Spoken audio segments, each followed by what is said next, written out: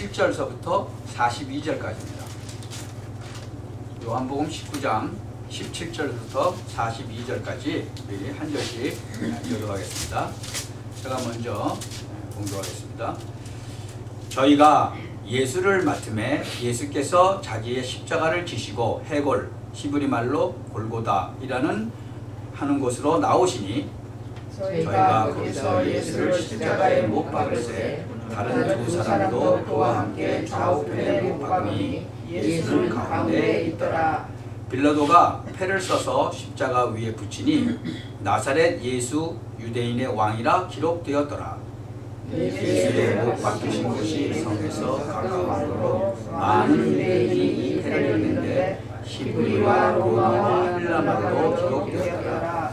유대인의 대제사장들이 빌라도에게 이르되 유대인의 왕이라 말고 자칭 유대인의 왕이라 쓰라 하니 빌라도가 대답하되 나의 쓴 것을 썼다 하니라. 군병들이 예수를 십자가에 못 박고 그의 옷을 취하여 네 깃을 나눠 각각 한 깃씩 얻고 속옷도 취하니 이 속옷은 호지 아니하고 위에서부터 통으로 짠 것이라.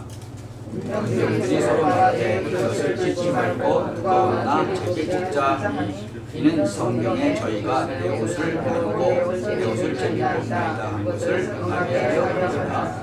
군병들은 이런 일을 하고 예수의 십자가 곁에는 그 모친과 이모와 글로바의 아내 마리아와 막달라 마리아가 섰는지라. 예수께서 그 모친과 사랑하시는 제자가 곁에 섰는 것을 보시고 그 모친께 말씀하시되 여자여 보소서 아들이니이다 하시고 또 그 제자에게 이르시되 보라 내 어머니라 하신대 그때부터 그 제자가 자기 집에 모시니라. 이후에 예수께서 그들이 이룬 줄 아시고 성경으로 응하게 하려 하사 가라사대 내가 목마르다 하시니 거기 신포도주가 가득히 담긴 그릇이 있는지라.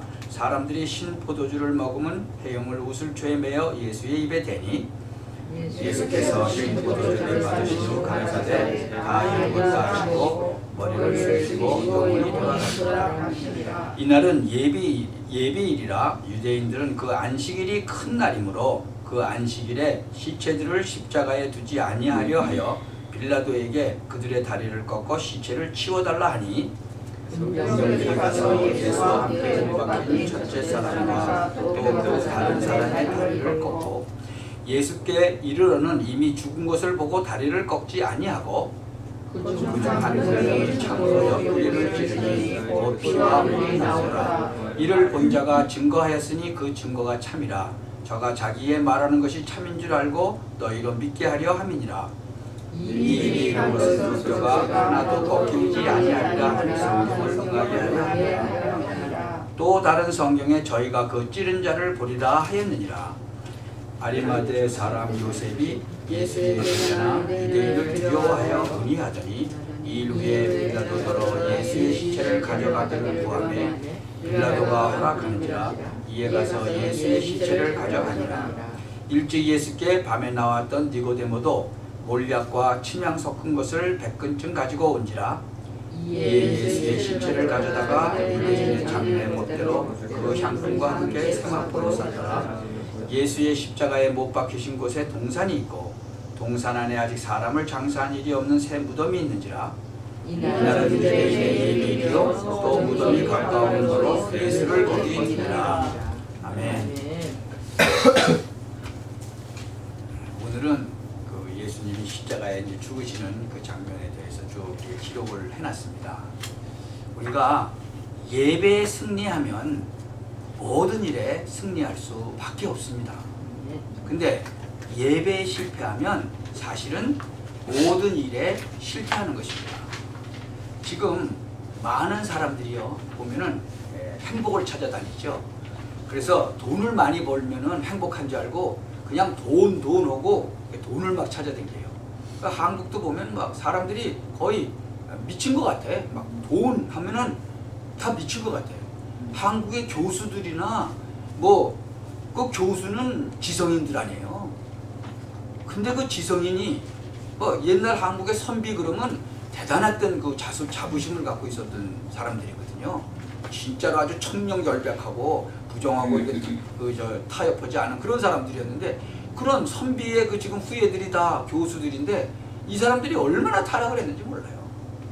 뭐 정치가들은 말할 것도 없고 그냥 하나같이 국회의원서부터 막 참 왜 돈이 많으면 행복한 줄 아는 거예요.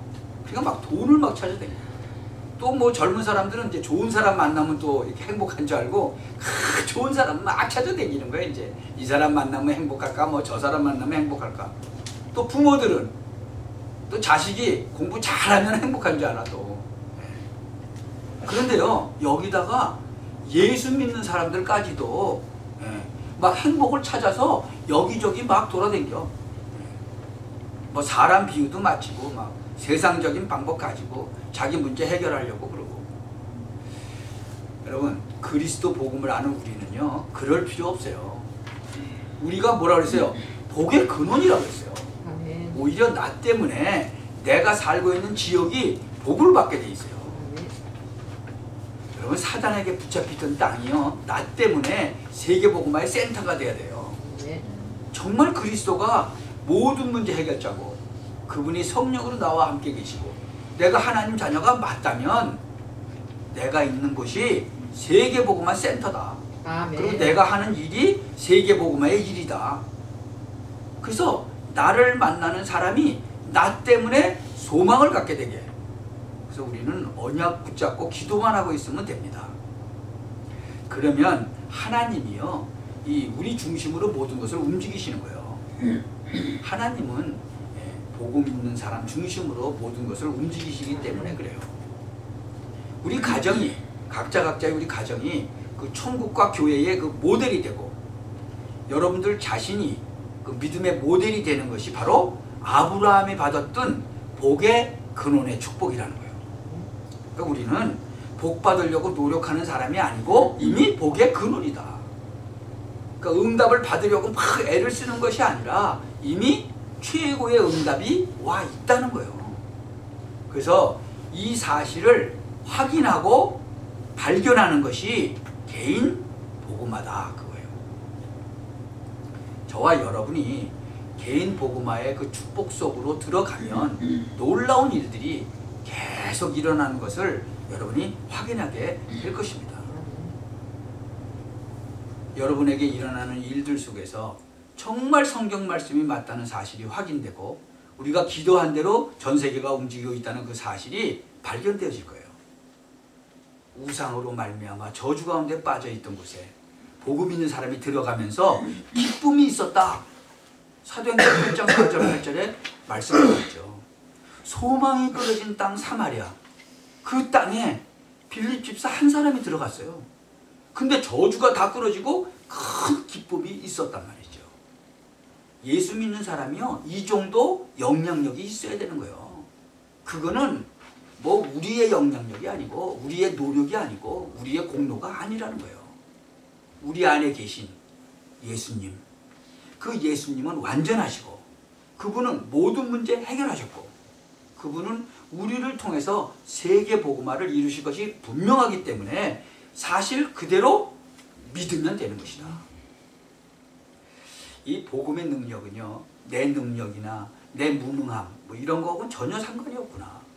나는 실수하고 연약하고 모자라는데 복음이 되면 이 모든 일이 되어지는구나.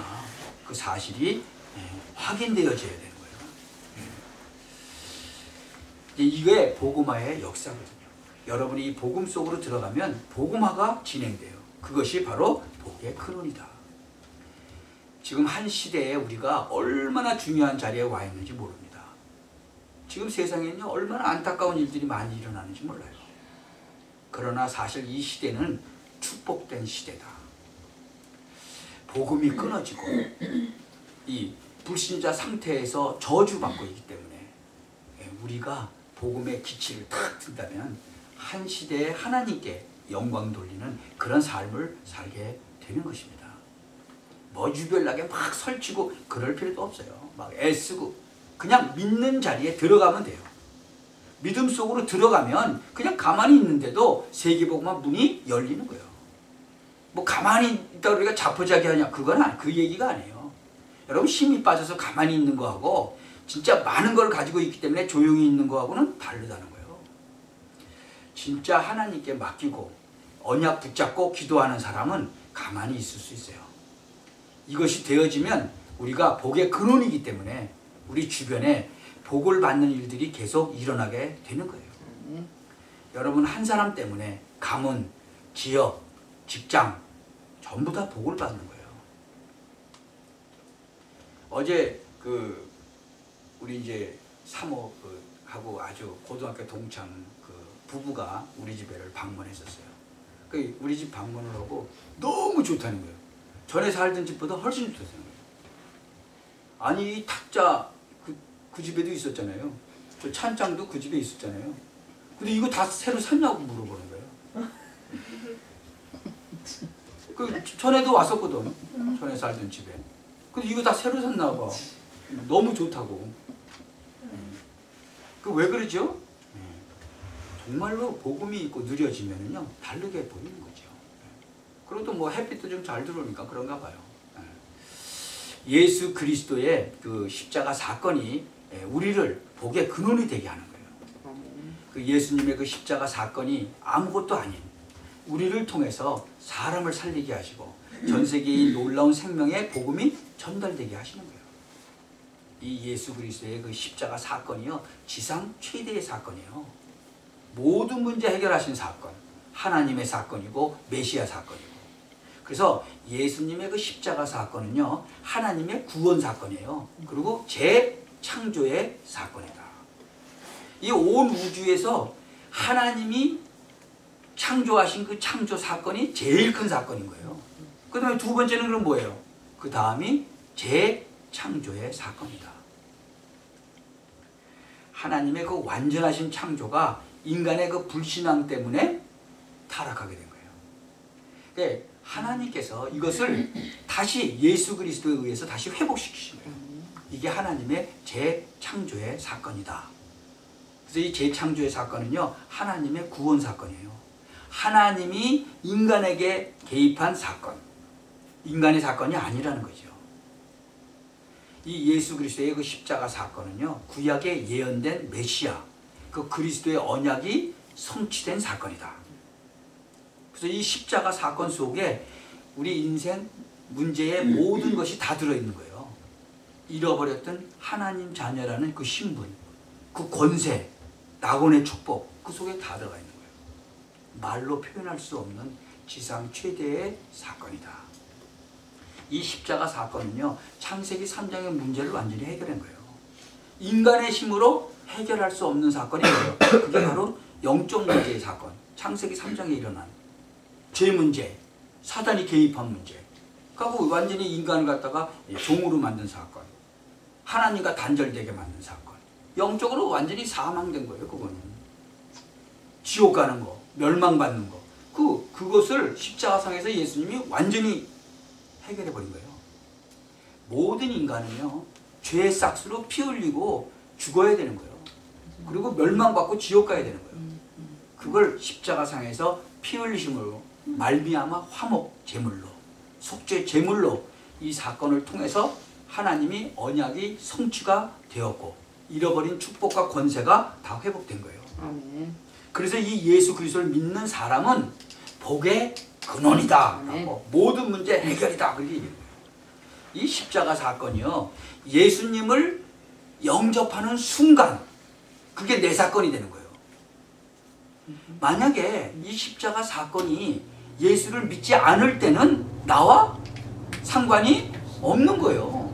그냥 2000년 전에 흘러간 그냥 과거 속의 역사적인 사건일 뿐이에요. 예수를 전자 그리스도 예수를 영접하는 순간에 그 과거의 십자가 사건이 시공을 초월한 내 사건이 되는 거예요. 아멘. 왜? 하나님의 사건이기 때문에 그래요. 그래서 그리스도 예수를 영접한다는 것이 너무너무나 중요한 거예요. 그래서 영접하는 자, 곧 그 이름을 믿는 자들에게는 뭐예요? 하나님의 자녀가 되는 권세를 주셨습니다. 어마어마한 거예요, 이게요. 그래서 사실적으로 예수를 영접하는 것이 바로 예수 믿는 것이고, 예수 믿는 순간 십자가 사건이 내 사건이 되는 거예요. 그래서 예수 믿는 저와 여러분에게는 지상 최대의 사건이 이미 일어났다는 거예요. 그런데 아직도 많은 사람은요, 교회 다니면서도 자꾸 기적을 베풀어 달라. 그리고 막 기도하고, 뭔가 뭐 새로운 거, 신비, 막 체험, 뭐 이런 거 막 찾아다녀요. 지상 최대의 사건이 내 개인에게 일어났다는 사실을 모르니까 자꾸만 작은 것, 그런 것에 생을 걸고 돈과 시간을 투자하고 그러는 거예요. 저는요, 뭐 전 세계를 다 돌아다니진 않았지만 여러 나라를 좀 댕겨봤는데, 돌아다녀 보면서 아, 진짜 세계복음화가 되어지고 있다는 사실을 확인했어요. 그리고 발견했어요. 복음의 능력이 얼마나 엄청난지를 체험했다는 거죠. 이 세계복음화라는 큰 것을 이렇게 보게 되면서 작은 것에 최선을 다하지만 작은 것에 매이지 않는다는 거죠. 거기에 집착하지 않게 되는 거예요. 그러니까 예수를 바르게 믿는 사람은요, 큰 거를 쫓아가지만 작은 일에도 최선을 다하고, 그러면서도 작은 것이라는 그런 동기에는 붙잡히지 않아야 된다는 거죠. 누가 하나님 일을 할 수 있겠어요? 큰 것도 보고 작은 것도 같이 봐야 돼요. 큰 것을 못 보면 아무것도 아니고 작은 것 때문에 막 다투고 막 생을 걸고 그리고 싸움하고 그러죠. 웬만한 거 다 양보할 수 있어요. 큰 게 딱 보여지고. 예수 그리스도 안에 있는 그 언약의 비밀이 모든 것이라는 사실을 확인하시기 바랍니다.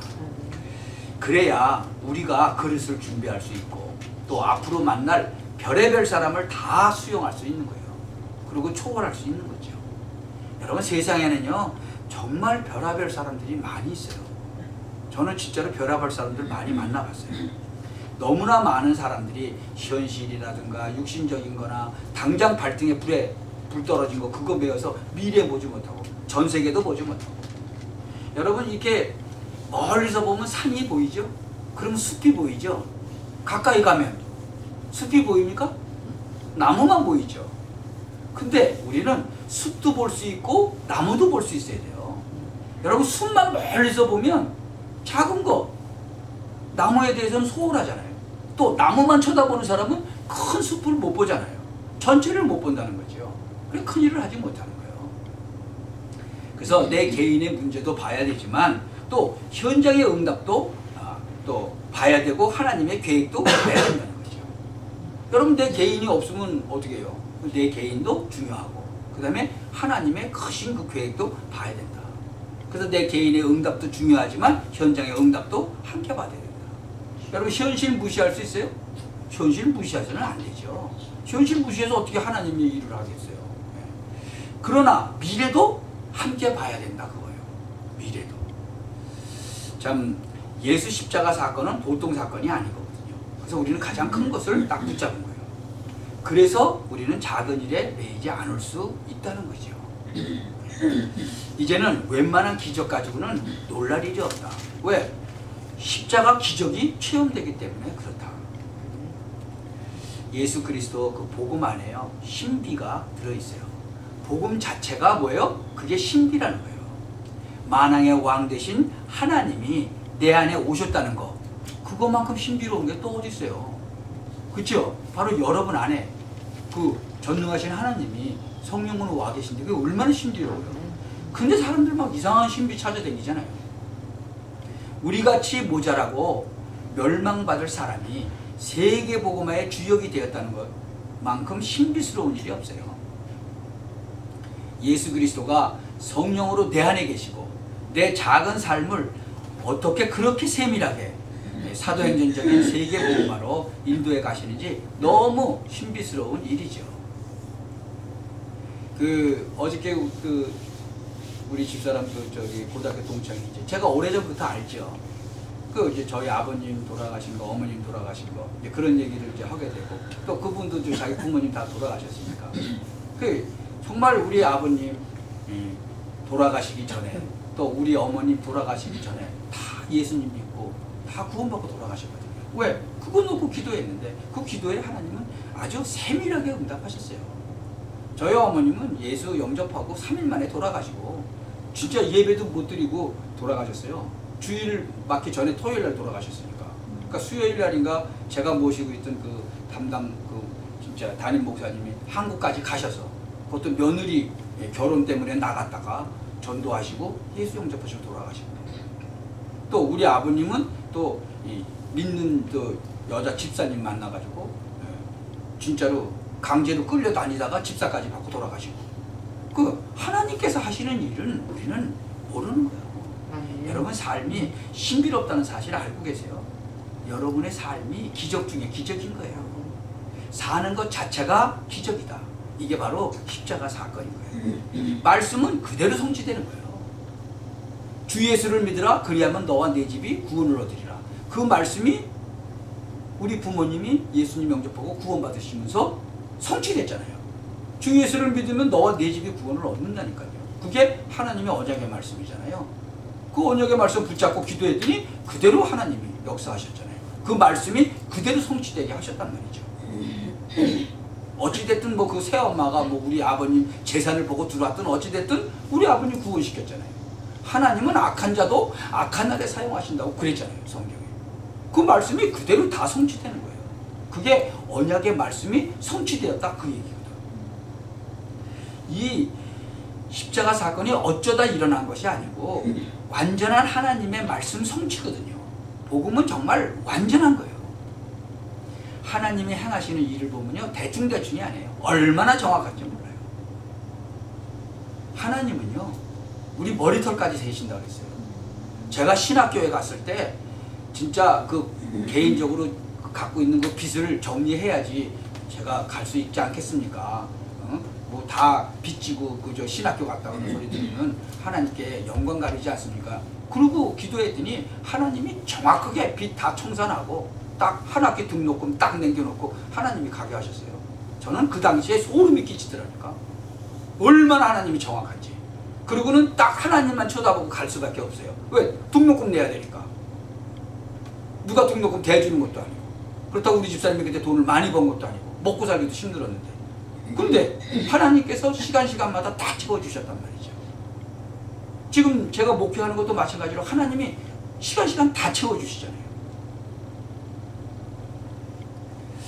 참 복음은요 정말 완전해요. 18절 한번 보세요. 두 죄수와 함께 예수님이 처형당했어요. 그러니까 그 얘기는 뭐예요? 죄인 중에 하나로 인정받았다는 거예요. 그러니까 세 명이 지금 사형당했잖아요. 그 십자가 그 사형틀이잖아요, 옛날에. 근데 예수님이 그 죄인 중에 하나로 처형받은 것은 우리를 위해서 대신 죽으신 거잖아요. 이게 말씀 성취거든요. 십자가 위에 그 죄패에도 뭐라고 썼다고요? 나사렛 예수 유대인의 왕, 그렇게 써 있어요. 예수님은요 이 땅에 뭘로 오셨다고요? 왕으로 오셨어요. 참된 왕으로 오셨어요.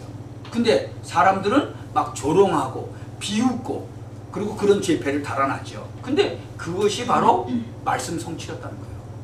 세 나라 말로 써 있다고 그랬죠. 예수님이 거기 써 있는 대로 진짜 유대인의 왕이었던 거거든요. 유대 나라의 그 육신적인 왕이 아니라 영원한 메시아, 사단의 권세를 깨뜨린 만왕의 왕. 24절에 보세요. 군병들이 예수님 옷을 제비 뽑았죠. 이 하나하나 되어지는 일들이 전부 말씀이 성취된 거예요. 말씀이 성취되도록 하기 위해서 로마 군병들이 예수님 옷을 제비 뽑는 거예요.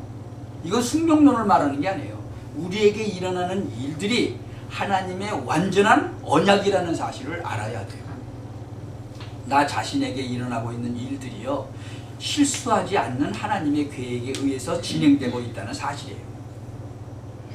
이스라엘 백성이요 6월절 피 바르고 출애굽한 후에 가야 하는 방향이 어디예요?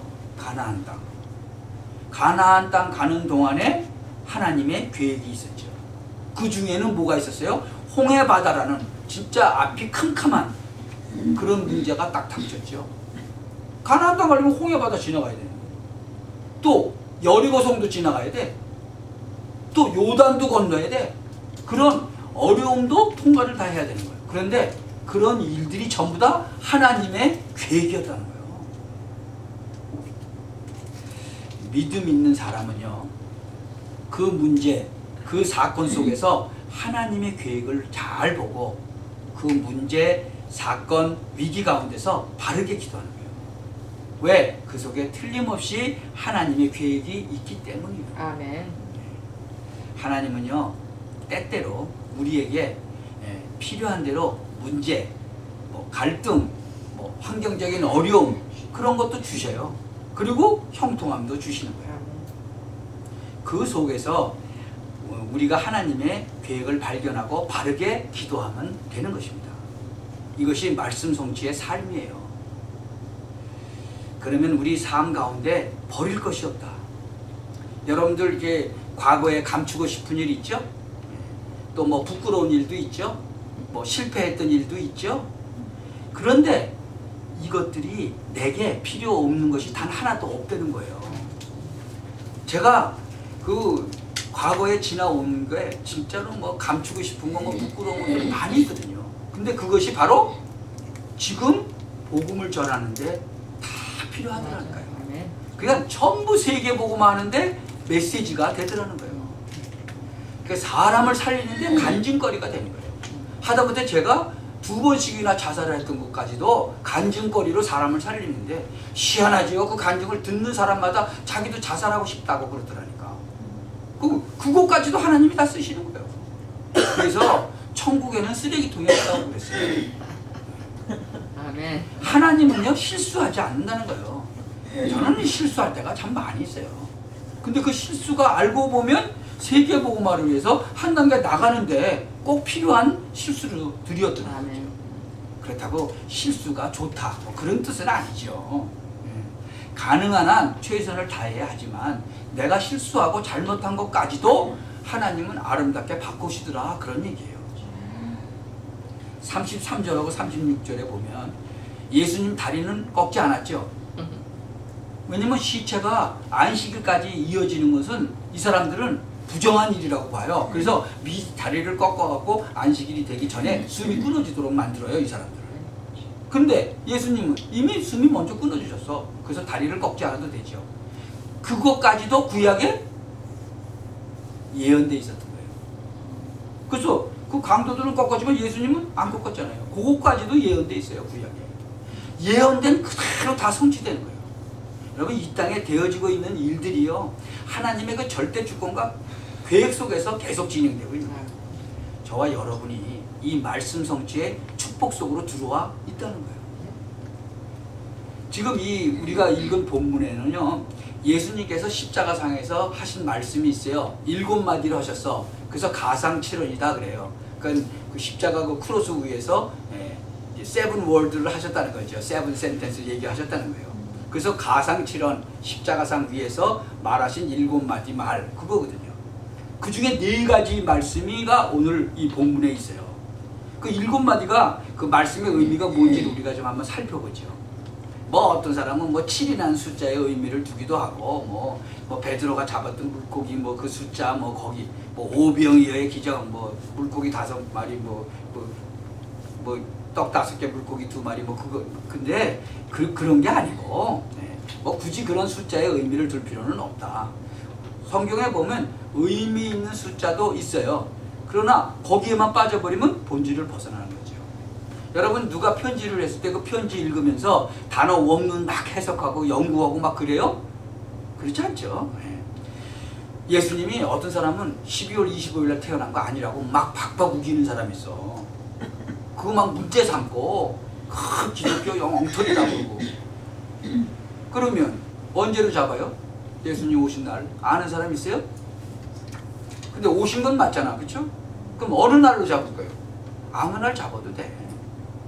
그때 12월 25일이 뭐 옛날에 뭐 그 태양신 섬기는 게 12월 25일이라고 그래서 그거 없애려고 아마 12월 25일 날 했는지도 모르죠. 근데 그게 그렇게 중요한 게 아니잖아요. 예수님 오신 게 중요한 거지. 그럼 날짜가 그렇게 중요해요?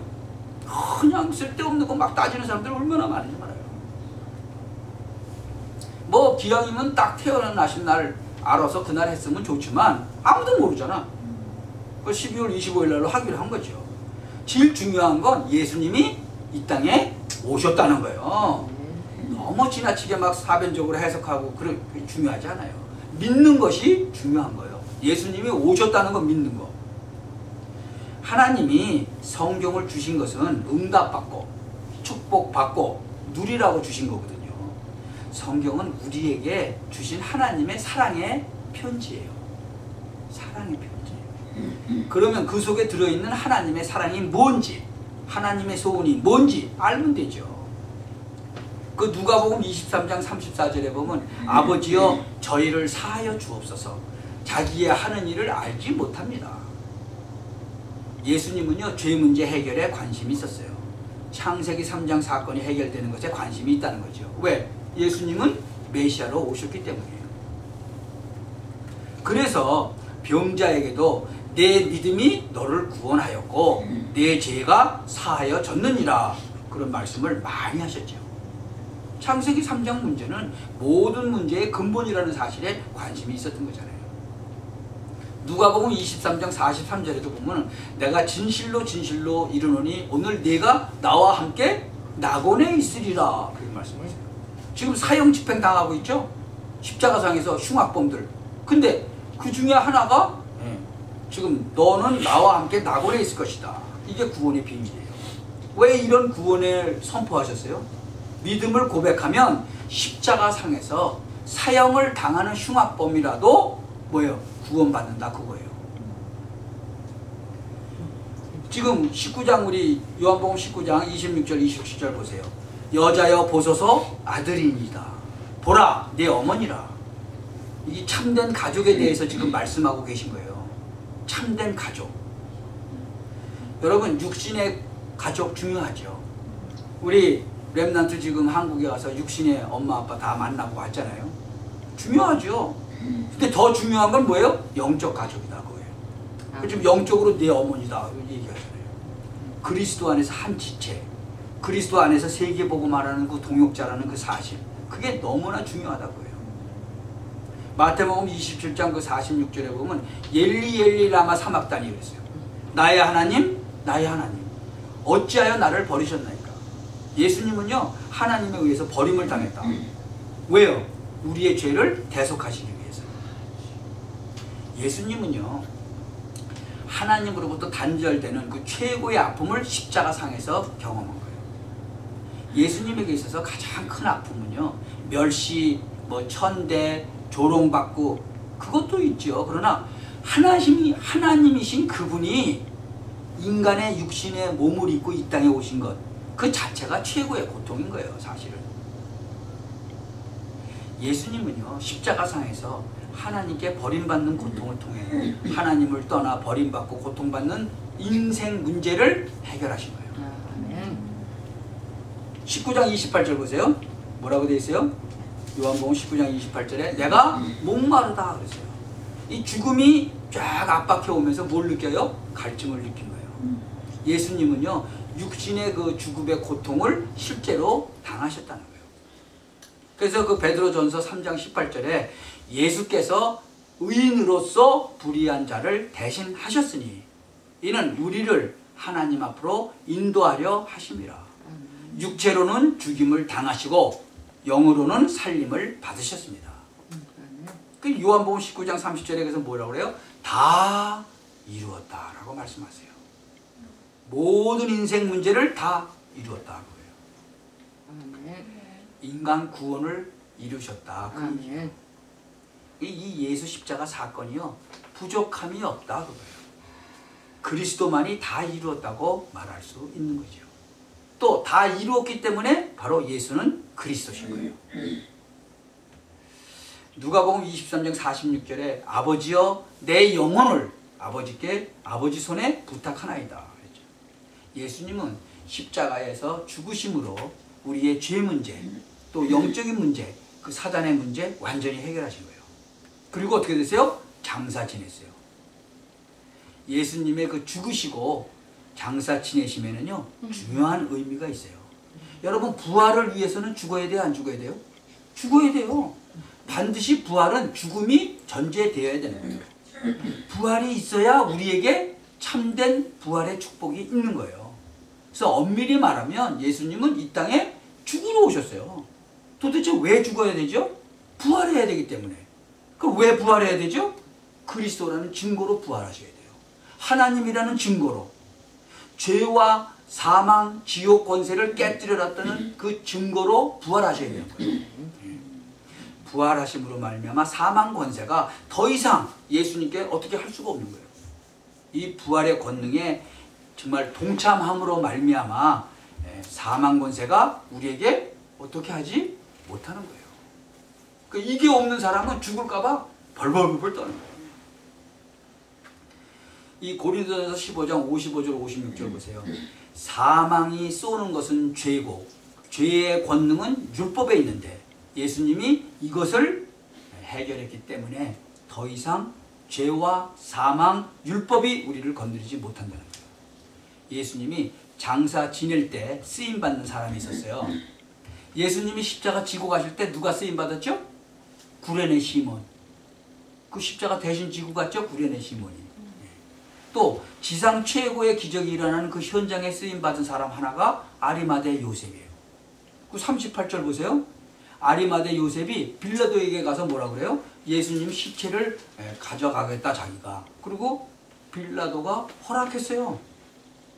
아리마대 요셉은 누가복음 23장 50절에서 51절에 보면 아주 선하고 의로운 사람, 하나님 나라를 기다리는 사람이었어요. 그러니까 그 사람이 의로운 일을 많이 해서 의로운 사람이 되는 게 아니에요. 의 대신 그리스도를 아는 사람이 의로운 사람이거든요. 그러니까 의로운 사람은 하나님 나라를 기다리는 거예요. 하나님의 의가 뭐죠? 그리스도예요. 하나님 나라가 뭐예요? 세계복음화예요. 그러니까 아리마대 요셉은 그리스도 세계복음화의 언약을 붙잡고 있었던 사람이기 때문에 예수님의 그 장사 지내는 일에 직접 동참했습니다. 우리는 그 니고데모를 사람을 의식했던 그런 나약한 사람이라고 생각하죠. 바리새인이고 학자고 니고데모가 이 거듭남의 비밀을 몰랐죠. 이런 니고데모의 마음속에 아 저분이 그리스도가 맞구나 하는 그런 마음이 들었나 봐요. 요한복음 7장 50절 51절에 보면 예수님 옹호하고 그러죠. 예수님 탄생할 때도 뭐 동방박사, 뭐 양치기, 뭐 사가랴, 뭐 엘리사벳, 시므온, 뭐 여자 선지자, 안나, 뭐 예수님 탄생과 직접적인 다 연관이 있었던 그런 사람들이에요. 근데 반면에 헤롯 왕, 바리새인, 서기관, 뭐 율법사, 교법사, 수많은 이스라엘 백성들은 예수님의 탄생과 상관이 없었어요. 오히려 예수님 탄생과 그 죽으심의 악역을 담당했다는 거죠. 저와 여러분은요, 이 예수님의 죽으심과 부활 사건의 주역이다. 아멘. 예수님의 그 십자가 사건, 또 복음의 주인공으로 쓰임받고 있다는 것, 이게 얼마나 놀라운 거예요. 참 저는 그래서 어떤 때요 자다가도 깨서는 너무 감사하고 좋아요. 왜? 내가 여기에 쓰임을 받고 있으니까. 악역에 쓰임받을 내가 진짜 하나님의 은혜로 여기에 쓰임받고 있으니까. 예수님의 십자가 사건은요 남의 사건이 아니에요. 그래서 나는 복의 근원이다. 그래서 나와 이렇게 관계되어 있는 것, 세계 복음화의 통로라는 거죠. 여러분에게 자부심이 있어야 돼요. 날마다 이 복음의 축복을 최고로 누리시기를 주 예수 그리스도의 이름으로 축원합니다. 아멘. 기도합시다. 전능하신 하나님 아버지, 우리가 죽어야 하는데 예수님이 죽으시고 우리가 망해야 하는데 예수님이 십자가 사건을 통해 복의 근원으로 삼아주시고 세계복음화의 주역으로 불려주시니 감사를 드립니다. 아멘. 오늘 주신 말씀을 통해 더욱 그리스도와 세계복음화의 언약을 붙잡게 하시고 아멘. 시대를 향하신 하나님의 계획을 붙잡고 바른 기도 제목 속으로 청지기적 삶의 응답 속으로 들어가게 하여 주옵소서. 아멘. 살아계신 주 예수 그리스도의 이름으로 기도하옵나이다. 아멘. 아멘.